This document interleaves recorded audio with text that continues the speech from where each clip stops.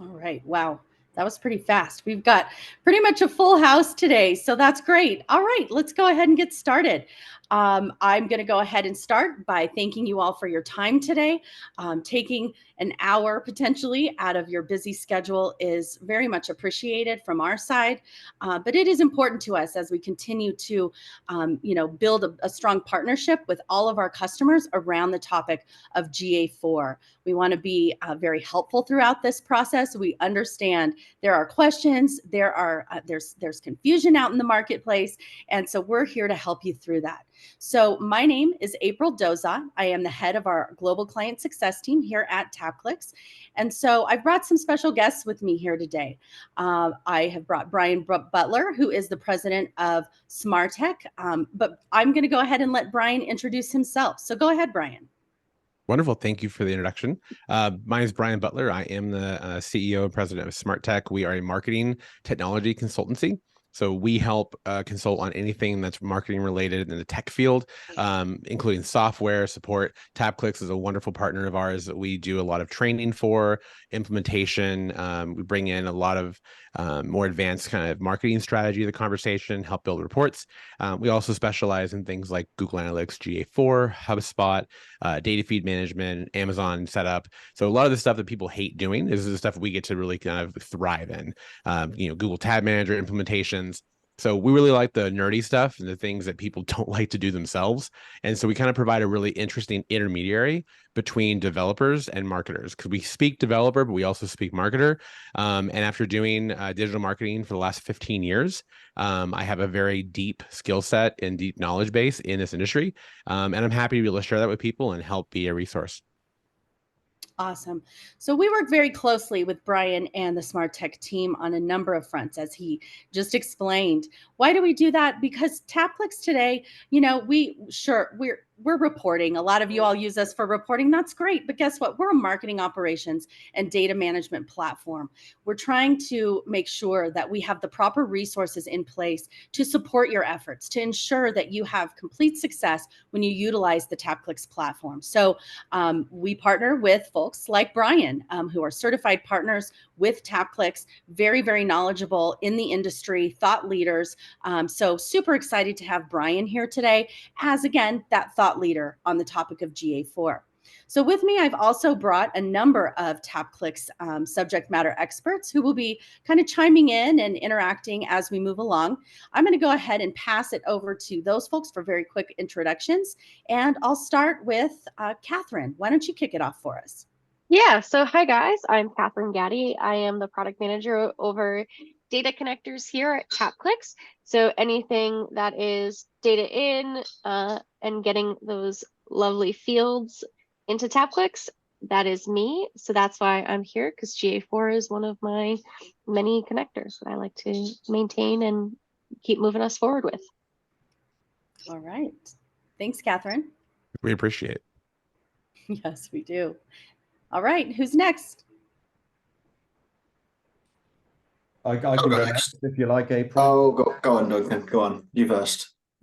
Hi, everyone. Yep, my name is Duncan Brattel. I am a sales engineer here at TapClicks. My role is kind of supporting the sales team primarily, but as well as customer client success and the implementation teams, making sure we're putting the right solutions and functionality in front of our end users.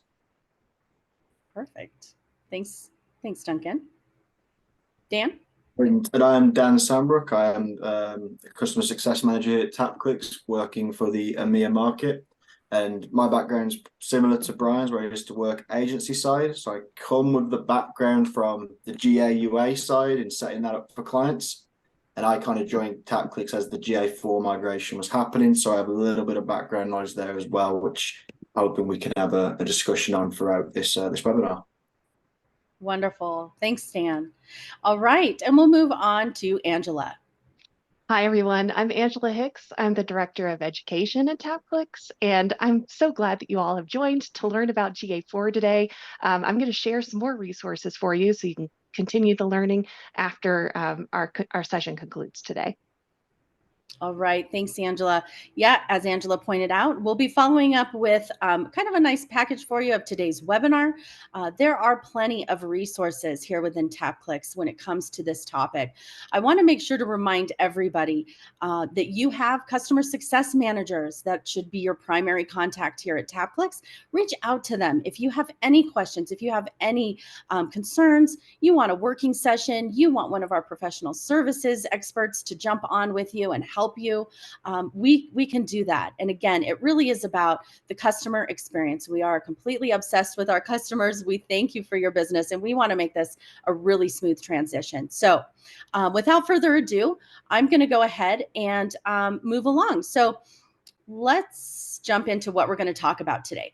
So we've got a couple topics that, we're going to dive deeper into these things. So we're definitely going to want to dive into GA4 versus Universal Analytics.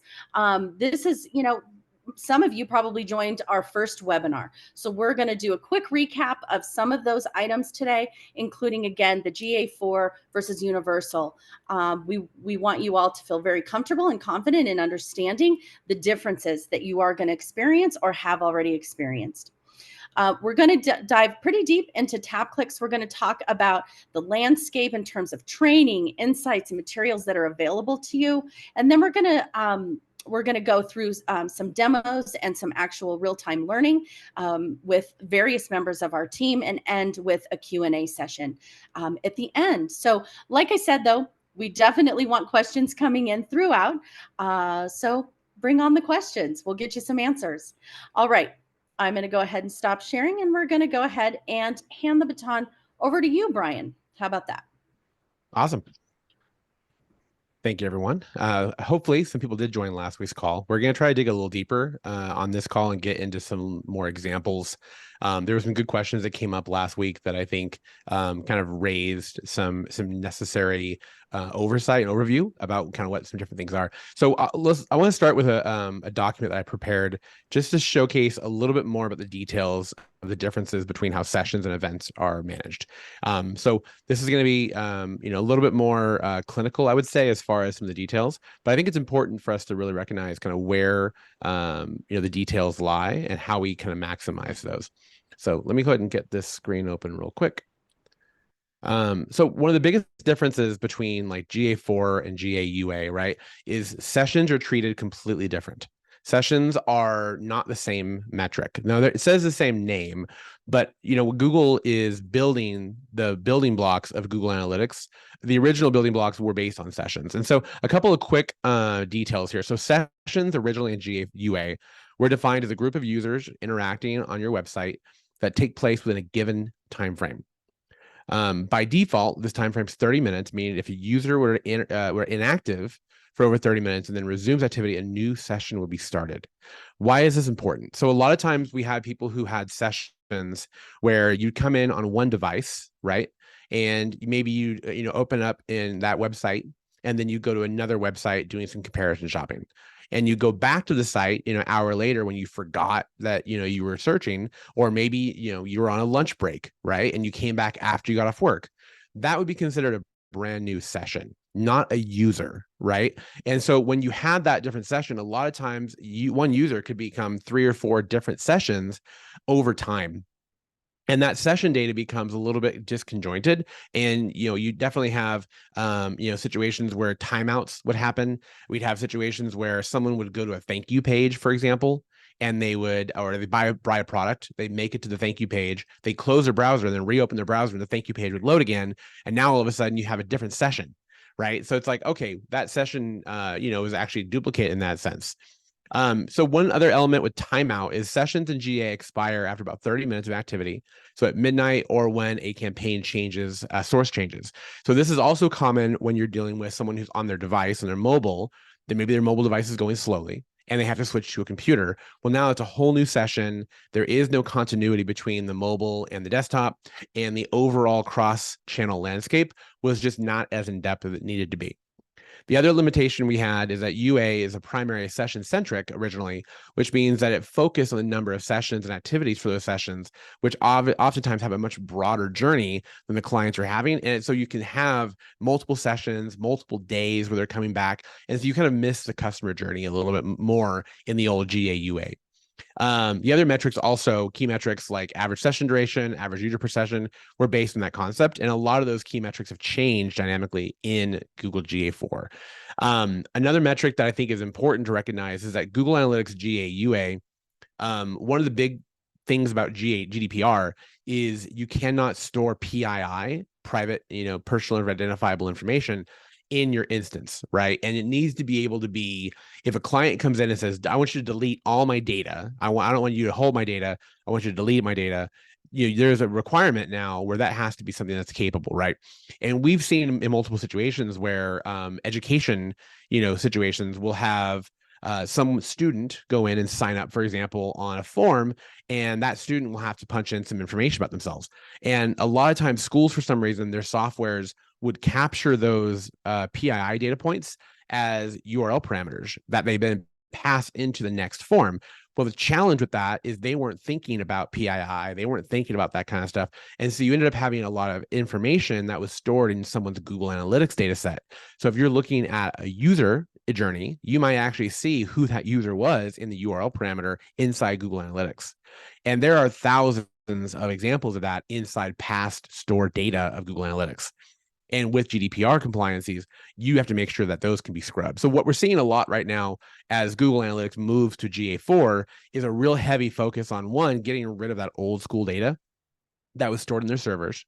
And if there is data being stored in their servers, a lot of time it's being reserved for Google Analytics GA360, which is about $12,000 a month or $125,000 a year. And with that $125,000 a year version, you do have the ability to go in and request data deletions, but the free model did not have that functionality, right? So you have a liability that Google was seeing within Google Analytics that GA4 kind of fixes, right? So how does it fix that? Well, it changes from a session-driven and session-centric model to an event-centric model. So what that means essentially is GA4 moves into a traditional, away from a traditional session-centric model to an event-based model. Every interaction from page view to button clicks is treated as an event. And this offers a more granular view of that user behavior. The engagement time also changes because instead of relying solely on traditional sessions definitions, GA4 introduces engagement time and measurements that will allow the actual user to be engaged throughout the site and how they work. One of the things that Google is doing to showcase that in the system is called purchase journeys. So you may not have seen this in the past, but one thing that a lot of people are kind of overlooking is in the library here, you have the ability to actually bring in data sets that are broken out into different subsets, right? One of those is lifecycle.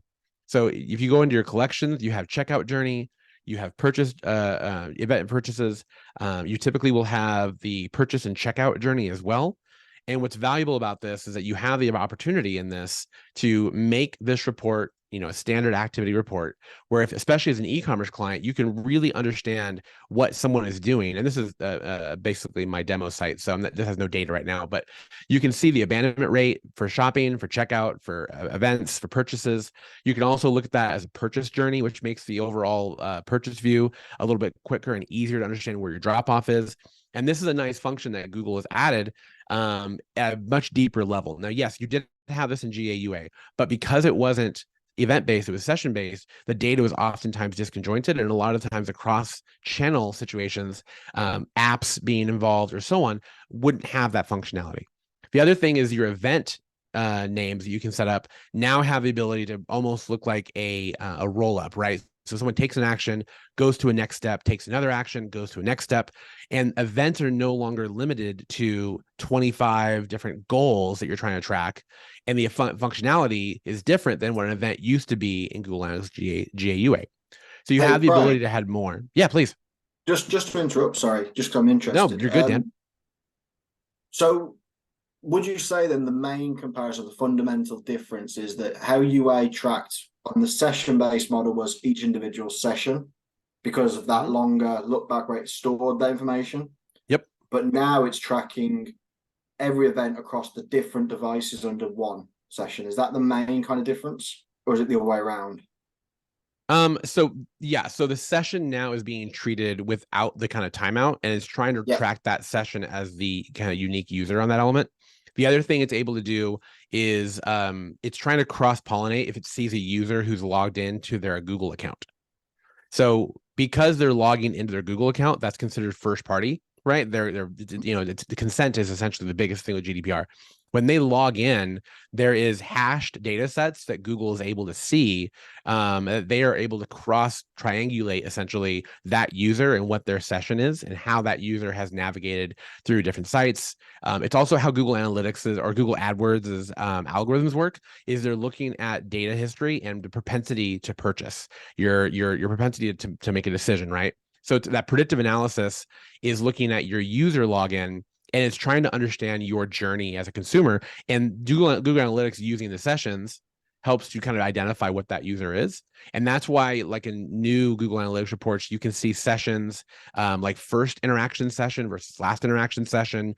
You're looking at a little bit more granularity, understanding like which source someone started with versus what source someone ended with, because again, they're using that data set to recognize the journey, whereas events are being used to recognize which step in the journey they're taking. And because there's no longer that 30-minute timeout, which UA sessions had originally, you have a little bit better picture as far as the overall view into what happens there. It seems more accurate, really, doesn't it? That's the main thing. Well, yes and no. It is definitely more accurate when someone is logged in and giving permission. I think where the biggest challenge that people are facing right now, and this is common, is that especially if you have e-commerce, there is a large amount of people who are opting out of being tracked, and that is by using Safari. iOS 17 came out. Safari browsers really no longer track a lot of the necessary parameters to be able to be tracked and identified. And then you also have Google Chrome, which starting in January is going to be deprecating 1% of all third-party cookies. And then by the mid of the year, so second quarter or so, they're saying that they're going to eradicate all third-party cookies from Chrome. So third-party cookies are going to be a big, big change here in the upcoming year. So would you say the idea of GA being a source of truth is watered down a little bit now because of the way that times have moved and GDPR compliance coming in? I would go bigger than that. I would say that marketers need to recognize that GA4 isn't necessarily being watered down, but all data from all sources is going to be privy to a percentage of the overall data being lost. Because if you opt out of tracking, a lot of people don't realize this, but Google Analytics, like Google Tag Manager, doesn't even get to fire on your site. So if you have HubSpot firing, if you have different tracking codes from Facebook firing, if you have your TikTok pixel firing, if Google Tag Manager doesn't even get to run because you opt out of tracking on that session, then nothing is going to be firing. And what we're seeing on that is typically, the ability for people to understand, it's between a 10 to 15% data discrepancy. And so we have an e-commerce client, for example, they were running about $20,000 a day in their Google Analytics. But when we looked at their WooCommerce, they were running actually around $35,000 a day. So they were trying to be more one-to-one in the numbers. But the revenue, because so many people are opting out, and because people don't even opt out, sometimes it's just the browser that doesn't even allow them to be tracked, right? So there's a lot of things happening where you have to recognize the data discrepancy as you can't change it, you can't fix it, and you can't go around it, right? One-to-one measurement is not going to be a thing in the future, right? One-to-one measurement has really never been a thing because people do have like ad blockers, right? But it's going to be worse going in the future. And so you have to recognize that this is a source of truth. It just may not be 100% accurate. So you have to use the data the best you can in a way where you can make intelligent decisions, but recognize there is a level of inaccuracy in that number that you have to account for. Right. So if you're seeing 1,000 conversions, it may be 1,300 conversions because there's that little difference. And you may have to double check. Okay, well, Google Analytics is saying I'm making $45,000, but my website is saying I'm making $55,000. I have to account for that difference and try to understand where that's coming from. Does that answer your question a little bit? Does that make sense? Yeah, absolutely. So I just want to bring this right into a bit of a TapClicks discussion point. So one of the benefits that we offer is the ability to blend data between data sources. Mm-hmm. Now, given everything you've just kind of explained with the key differences between GA4, and there's quite a lot, We have clients that come up to us that they're a bit late to the party when it comes to setting up GA4. They've, it's been around for about a year now. And they didn't. 2 years, actually. 2 years. And they only just it's been set around their for 2 years. properties up. They only just set their properties up like 2 months before the migration deadline. Yep. So they only have 2 months of data in GA4. So a lot of the clients we work with, they want to blend with GA and we have that capability. What I wanted to ask is, do you see a benefit in that, given that we know the core differences between the two? Yeah, I definitely do. And actually, I'll be honest, we do use blended data for client reporting. And I know it may sound weird, but I am still a fan of sessions. And the reason why is because there is a sense of familiarity with it. There's a sense of understanding that consumers have. And regardless of whether the definition has changed, it is still a reliable metric that people use to understand a basic elemental part of their site. And I think that, yes, you can use it and recognize the difference, but at the same time, it is a very familiar metric that people will use. And so when we create the channel level blended data reports, we will build that. We'll blend the sessions, we'll blend the revenue, we'll blend the transactions. But then in that conversation, I do feel like it's the agency's responsibility to explain to the client that this is not going to be apples to apples comparison. There is a fundamental difference between the meaning of sessions. I'm okay personally using that metric because it's still relevant and valuable. It just doesn't mean 100% the same thing. Actually, Angela and I on different webinars regarding this topic have used the idea of it's still an apple, right? Sessions is still an apple. And to Angela's words, the GA4 may have been a gala apple and GAUA may have been a red delicious, but they're still apples, right? So you do have to recognize that there is a flavor palette difference, but it's still the same core thing. And I think it's our responsibility as marketers to just explain that this is different. You can still use it as a point of reference, but just be aware that it's not going to be apples to apples necessarily. They are a different, subbreed of an apple. And I think it's important to recognize that because it is still a very, very valuable and relevant metric. No, it's good to hear. It's interesting how they being different things, but we're still kind of booked in them in the same whole, if that makes sense. Well, there's just no other equivalent metric. Yeah, that's right. If you tried to create equivalency between two different metrics in GA versus GA4, there's no other metric in GA4 that is equally equivalent to what I would consider sessions in GAUA. You know what I mean? Yeah, it's interesting. Absolutely. No, it is. It is. And I think one other thing that I want to make sure to showcase to people, because this is so new and it's somewhat kind of a game changer, I would say, is so a little more deeper down the rabbit hole. So there's a thing called a Google tag in your Google Tag Manager. How Google Tags, Google Analytics used to be installed was you would use a UA property, and that was usually like a UA-1, 2, 3, 4, 5, 10, right? And when the migration happened, we were actually using a Google Analytics a tag, essentially that was a Google Analytics metric that you would bring in, and it was a Google Analytics GA4 specific measurement number. This is very, very new, and that's why I'm bringing this up, because I think it's important that people do their research. Google Analytics has changed how they implement inside of Tag Manager. So it's now all implemented through a Google tag, not a tag measurement GA4 data point. So this has changed within the last couple of weeks. And now what you have to do is, in order to get your Google Analytics tracking in GA4, if you're going to use Tag Manager, and if you don't know how to do this, let me know. This is something that we deal with every day. If this is hyper confusing, but hopefully this is somewhat helpful because it's kind of 101 level. If you are in your Tag Manager and you are setting up your Google Analytics to fire, you're going to want to go into your Google Analytics, and in the properties in your admin, there's a data stream. And this is where you're going to want to go in and grab this Google tag setting down here. This is brand new. A lot of people aren't realizing this difference, but this Google tag is going to be very, very important. And you can see up in the top where it says G-, that is the new base parameter that you need to copy when trying to install Google Analytics UA or Google Analytics GA4 in your Tag Manager. And again, this is brand new as of like 2 weeks ago. So I wanted to make sure to bring this up because Google Analytics is changing almost, every couple of weeks, they're launching a new upgrade where they're now launching calculated metrics. They're now allowing, new tag implementation that equally works well with Google Analytics as well as it does with Google Ads. And so this is something that I think is really important. People should be mindful of, is that there is a new, and Google's calling it more efficient, but there's a new universal way to implement Google Analytics GA that is confusing a lot of people. So I would say that's some of the biggest changes. Any questions on that before I dig into anything else? Any questions that populates? It looks like we don't have any questions in the chat or in the Q&A. So I'll remind folks to put your questions there. Any other questions from the panel? Cool. Complex topics. I like it. So the other one was automatic session tracking. And this might come to Dan's question a little bit.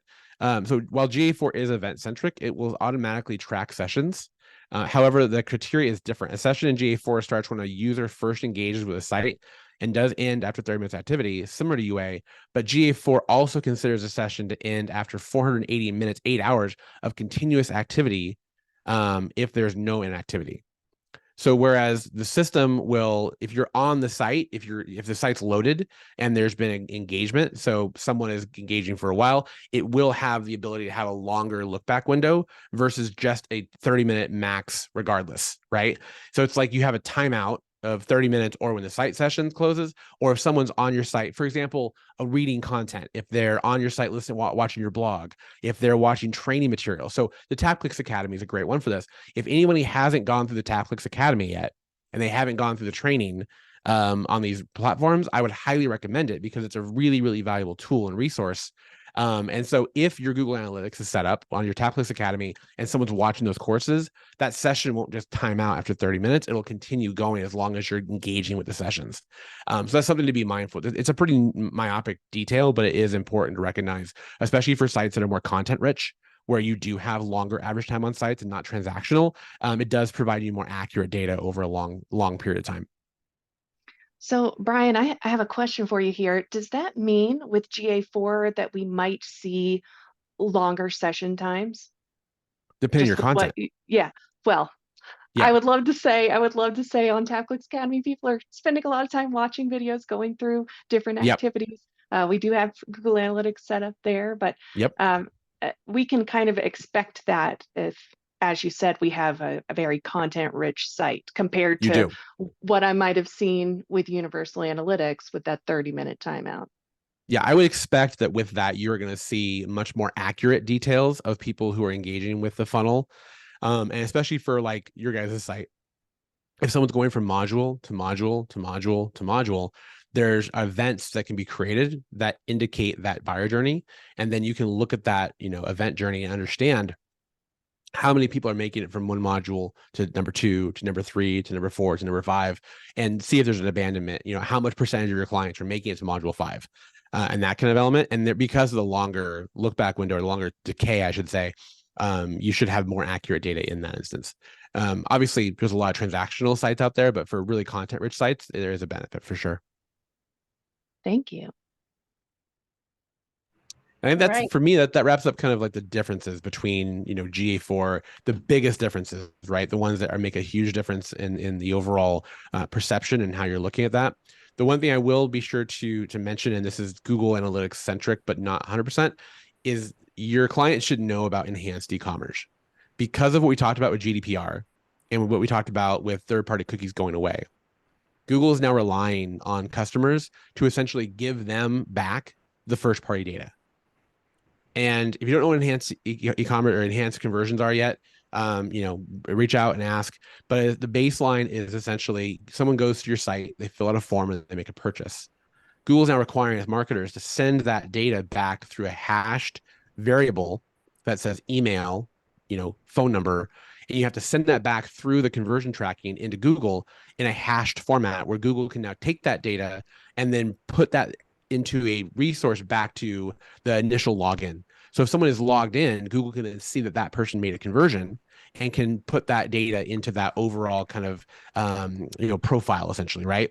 But because of the third-party cookies going away, if someone makes a purchase and they go through the whole purchase process, and we're not passing that first party data back through them, the accuracy of your conversions is going to be significantly impacted. Google is actually forecasting, the last metric I saw, I think, was a 30% reduction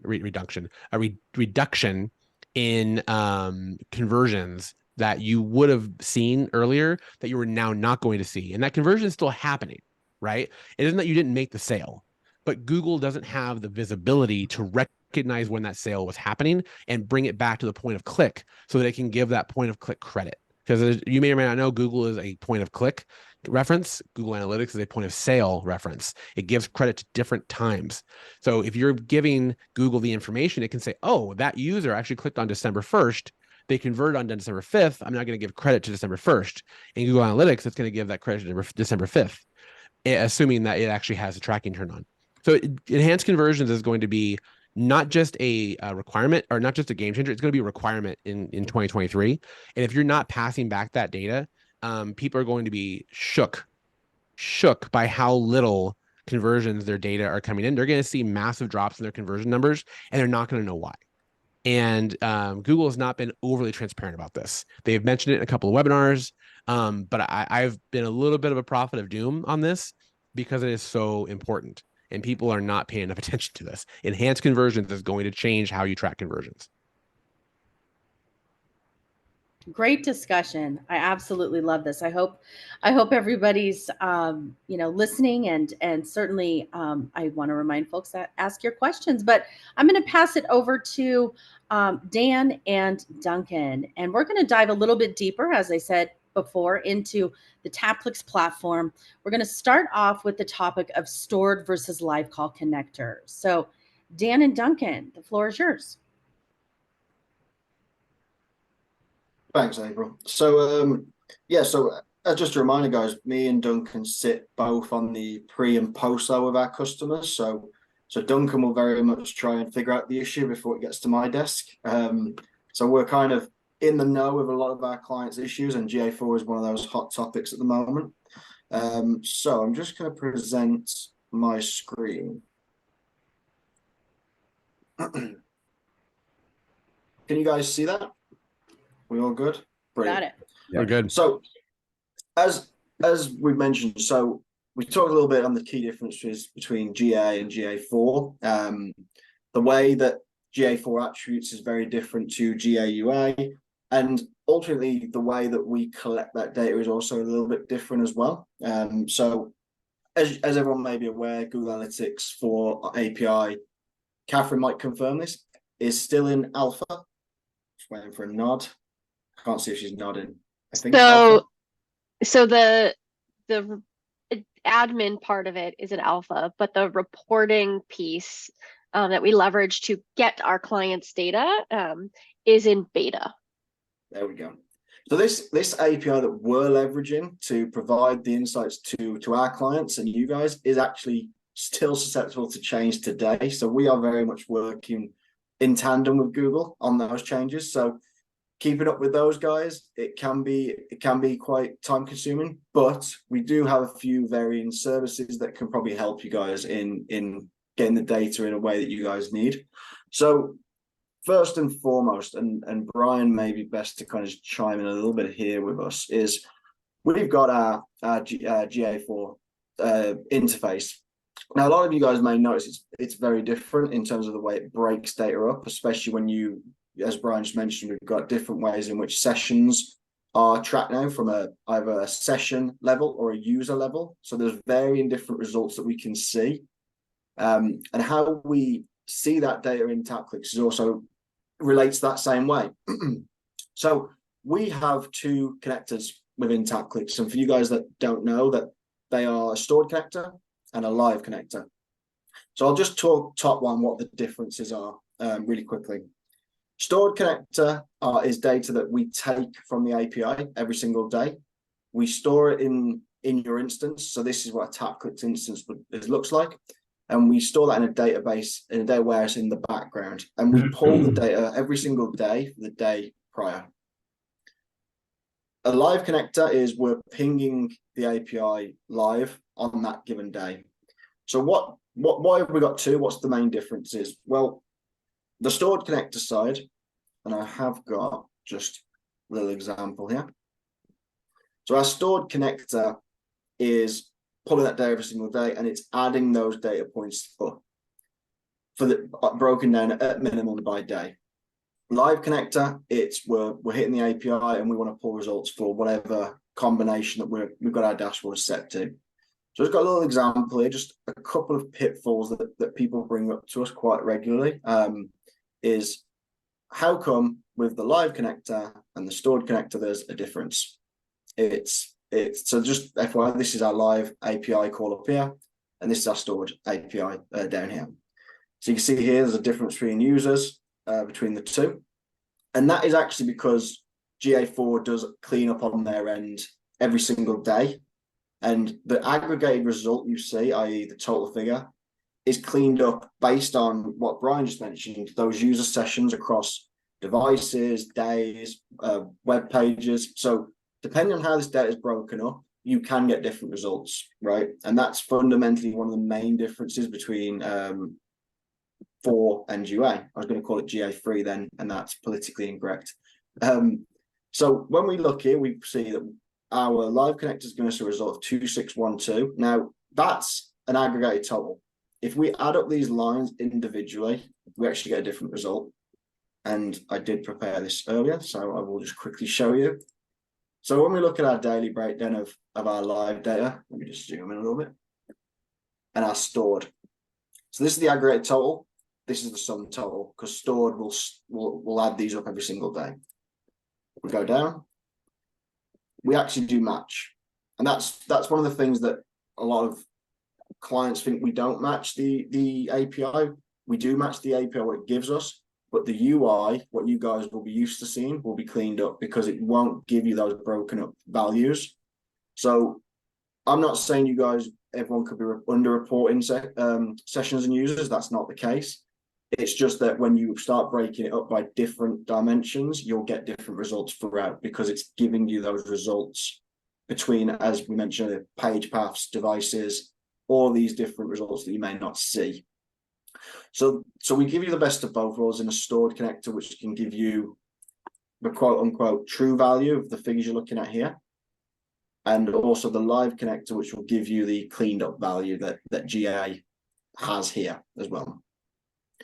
So one little test that you guys, I just want everyone to maybe do when they go home, is if you add up these lines line by line, you'll probably see different results to what you see here. So a lot of people assume this total is reflective of these lines added up, and it's not actually the case. This is cleaned up. This is the total user value.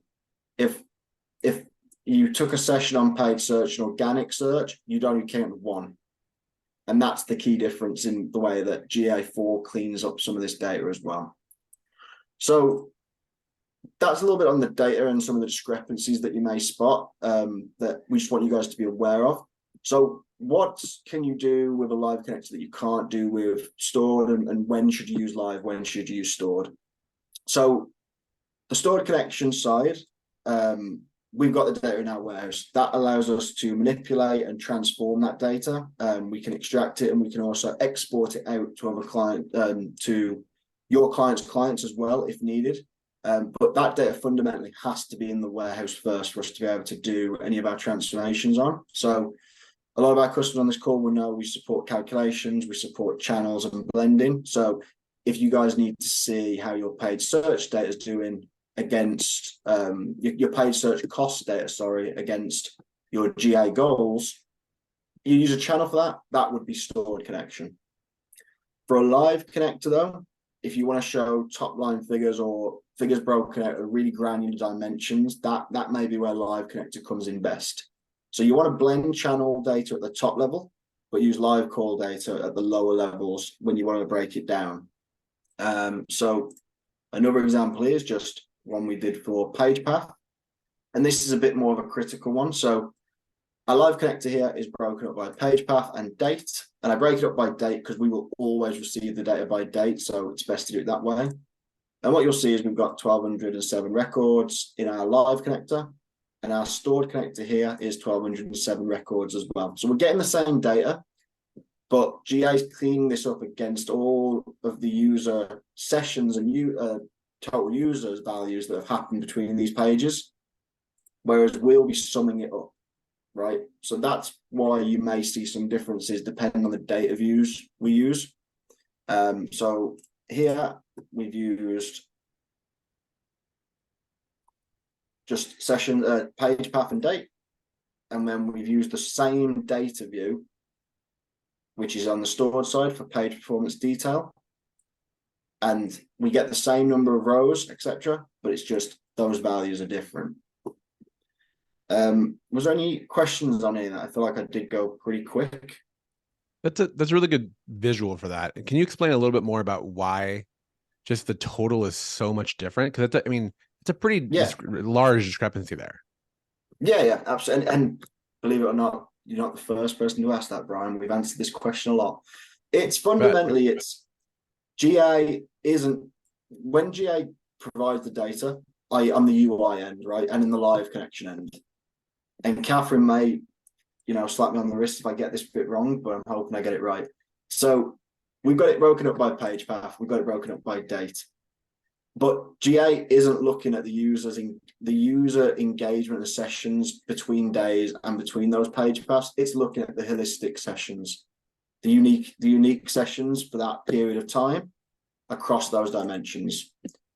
When we provide this data in our database, bear in mind we collect it every single day, we're summing that up.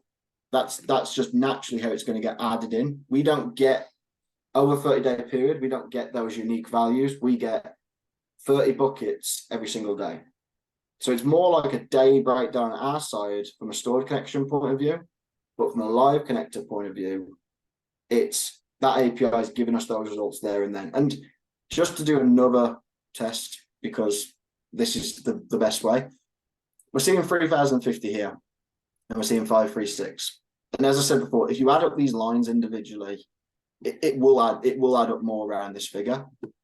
And again, I think I did it. Yeah, I did do it.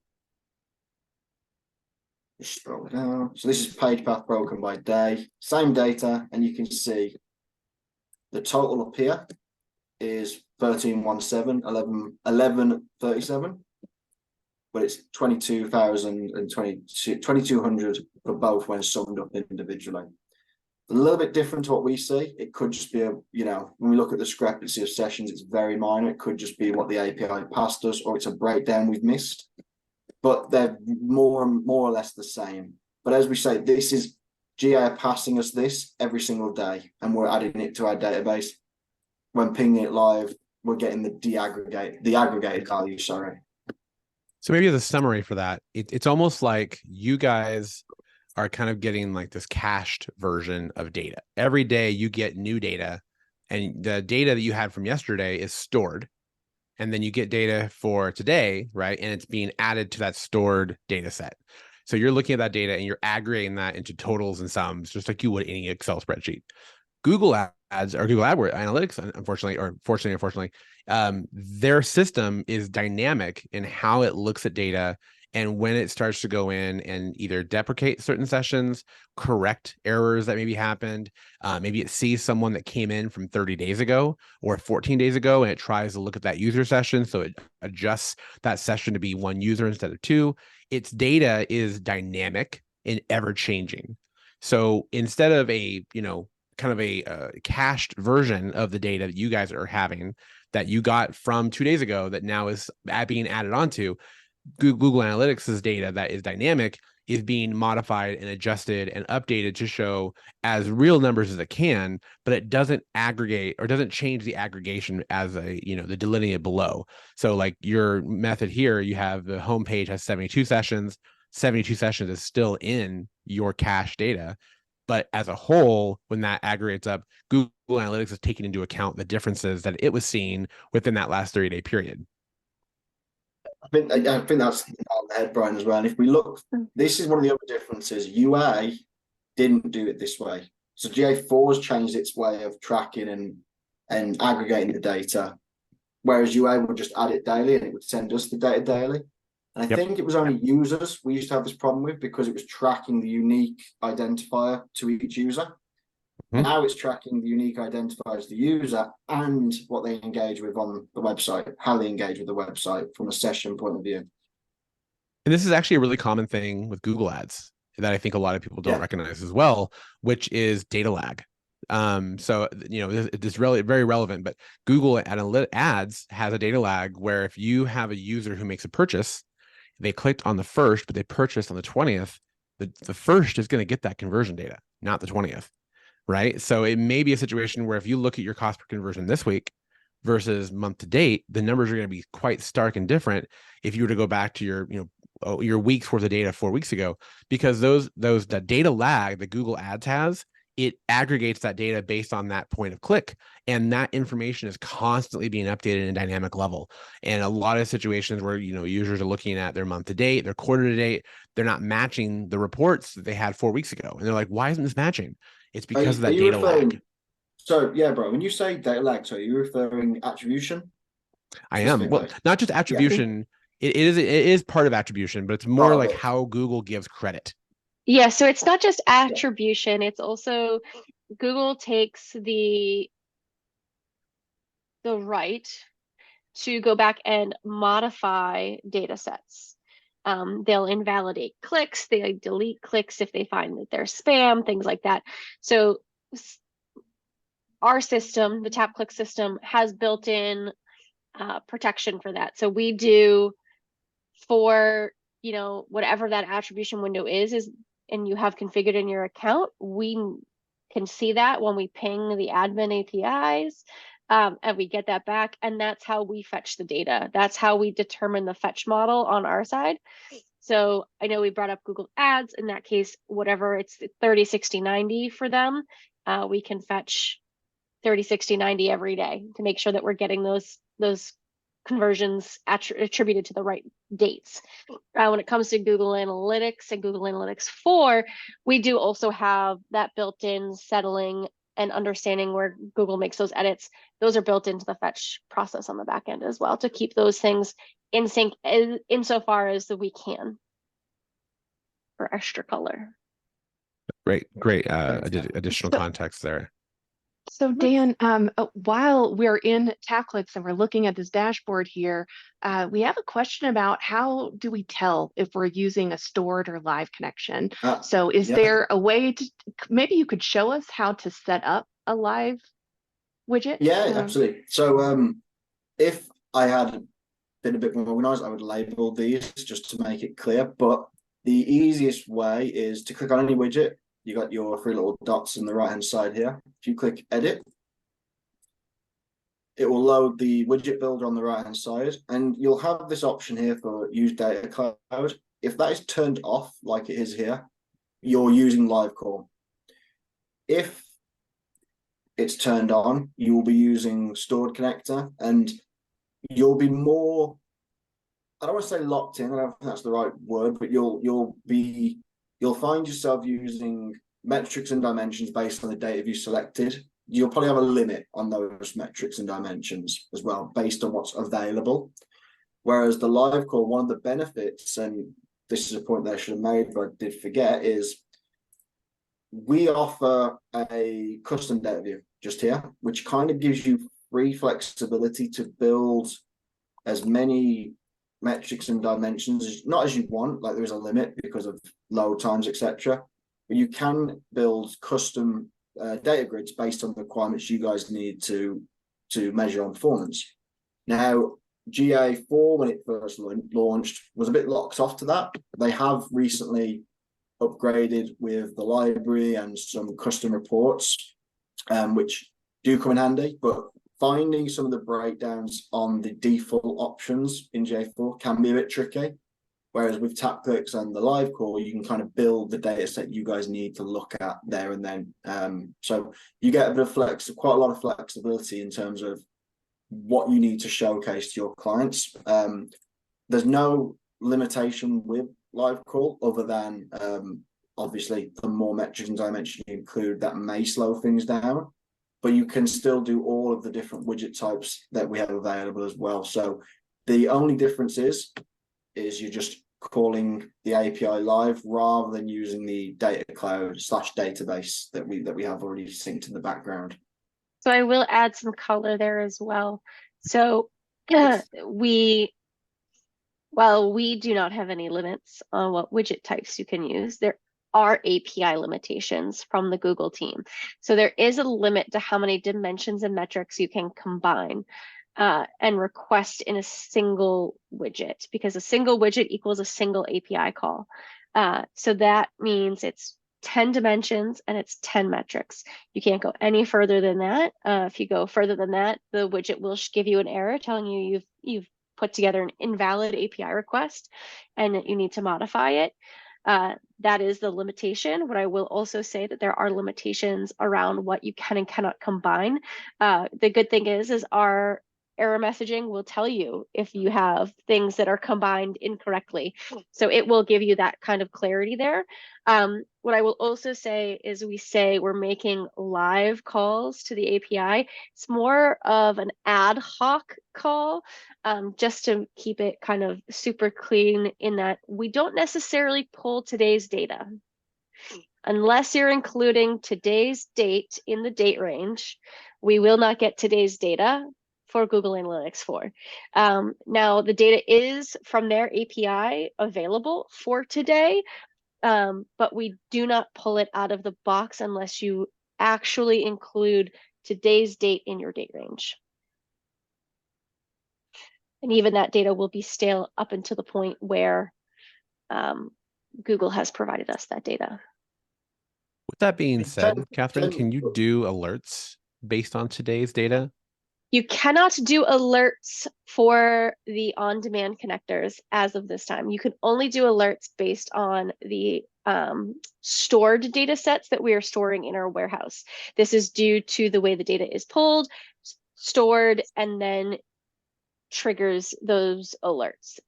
The system does not allow you to build alerts for on-demand connectors. Understood.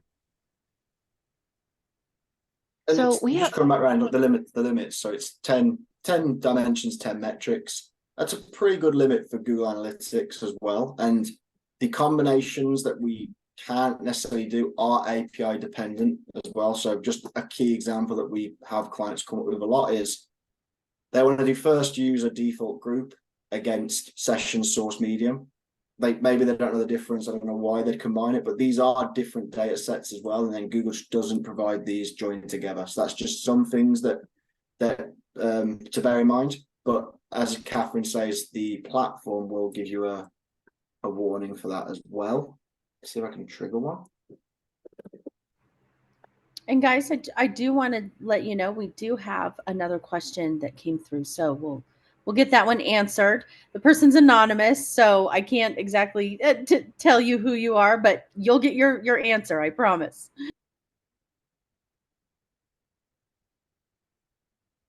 The question.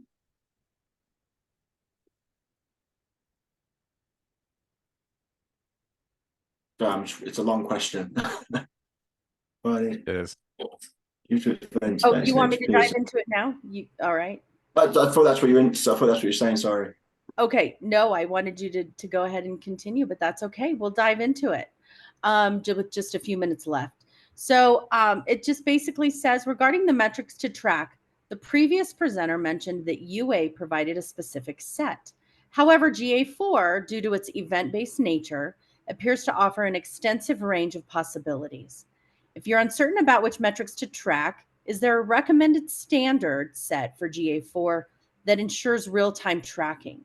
Additionally, is there a source where we can access and retrieve this information? So maybe a two-part question there. Yep. I'd say first off, Google Analytics is not a great service for real-time tracking.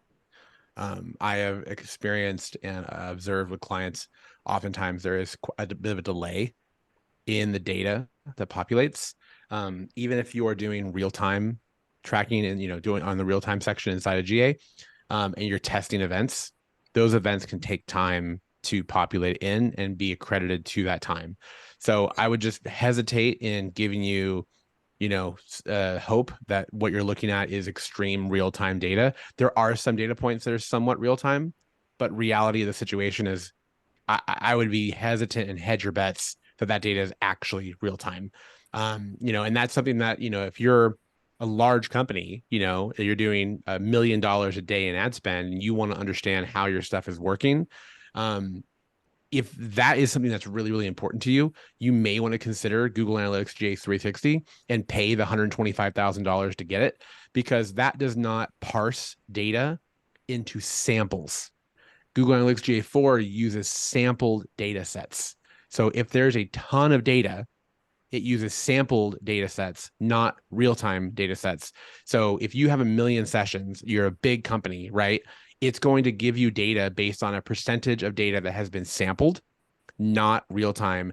If you're a small company, you're not going to have to deal with that because the sampling size is so small. You'll get pretty close to real-time. But if you're a large company doing 1 million sessions, you're going to probably be unhappy with the real-time numbers you're getting because there is a data lag, and it's something that you cannot change.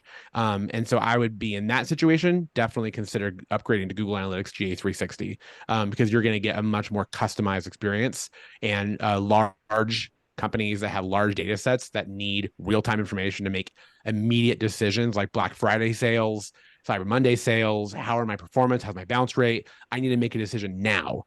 That user is not going to be happy with GA4. It's the truth. I'm sorry.